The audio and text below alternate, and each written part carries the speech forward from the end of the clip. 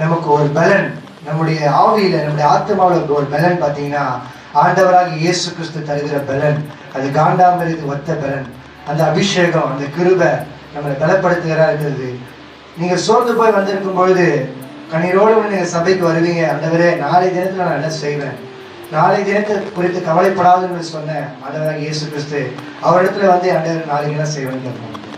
அவர் சொல்ற நாளை தினத்தை குறித்து கவலைப்படாது என்பது, நாளைய தினம் தன்னுடையதுக்காக கவலைப்படுறாரு. ஆனா நம்ம வந்து சோர்வோட பலவீனத்தோட வந்து அழுகையோட வந்து அவர்கிட்ட என்ன சொல்லுவோம், ஆண்டவரே என் தேவையில சந்திக்கப்பா, நாளைக்கு நான் வாடகை கட்டணும். இந்த வார்த்தை நிறைய பேர் சொல்லுவாங்க, நாளைக்கு நான் இந்த ஃபீஸ் கட்டணும், நாளைக்கு நான் இப்படி ஒரு இடத்துக்கு போடணும், நாளைக்கு தான் அருமையான பிரதர் கூட சொன்னார், நாளைக்கு இந்த விஷயம் நான் செய்யணும்னு சொல்லி பண்டு கட்டணுமே.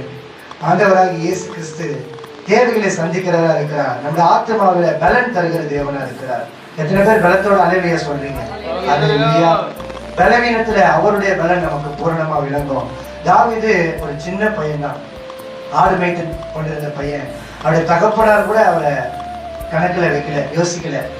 சாமுவேல் தீர்க்கதரிசி வந்து சொல்லுகிறார், இன்றைக்கு உங்களோட மகன்ல ஒரு மகனை நான் ராஜாவா அபிஷேகம் பண்ணணும்னு சொல்லிட்டு சாமுவேல் தீர்க்கதரிசி தாவீதுடைய அப்பாட்ட சொல்றாரு.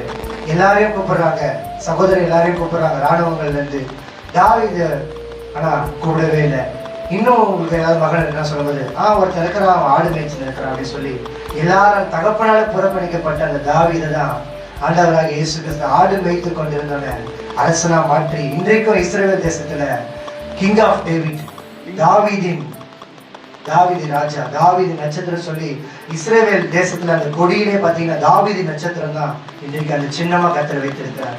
தள்ளப்பட்ட தலைக்கு மூளைக்கல்லாய் மாற்றின தேவன் நம்முடைய வாழ்க்கையில நானும் ஆகாதென்று தள்ளப்பட்டவன் தான், ஆகாதென்று தள்ளப்பட்ட என்னையும் கத்தர் இன்றைக்கு உங்கள் மத்தியில இந்த சாட்சி சொல்லும்படியாக, இந்த வார்த்தையை சொல்லும்படியாக வைத்திருக்கிறார். கத்தர் எவ்வளவு பெரிய பார்த்தீங்களா?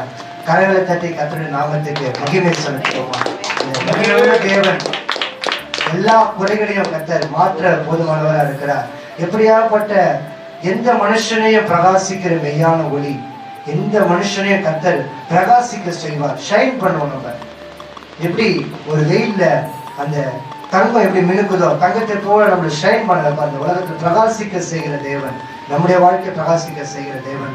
சோர்ந்து போயிருக்கிற நம்முடைய வாழ்க்கையில, நம்முடைய ஆத்மாவில பலன் இல்லாத நேரத்துல அருமையான தாவீது சொன்னது போல, என் ஆத்மாவில பலன் தந்து என்னை தைரியப்படுத்தினீர். இந்த தாவீத யாருமே வந்து ஒரு அற்பமா எண்ணிட முடியாது. ஏன்னா அவ்வளவு பெரிய ஒரு கோலியாத்தை, பலனுள்ள பலவான்கள், அநேக பலவான்கள் இருந்தாங்க. ஆனா யாருமே இப்ப அந்த கோலியாத்துக்கு முன்பாக நிற்க முடியல.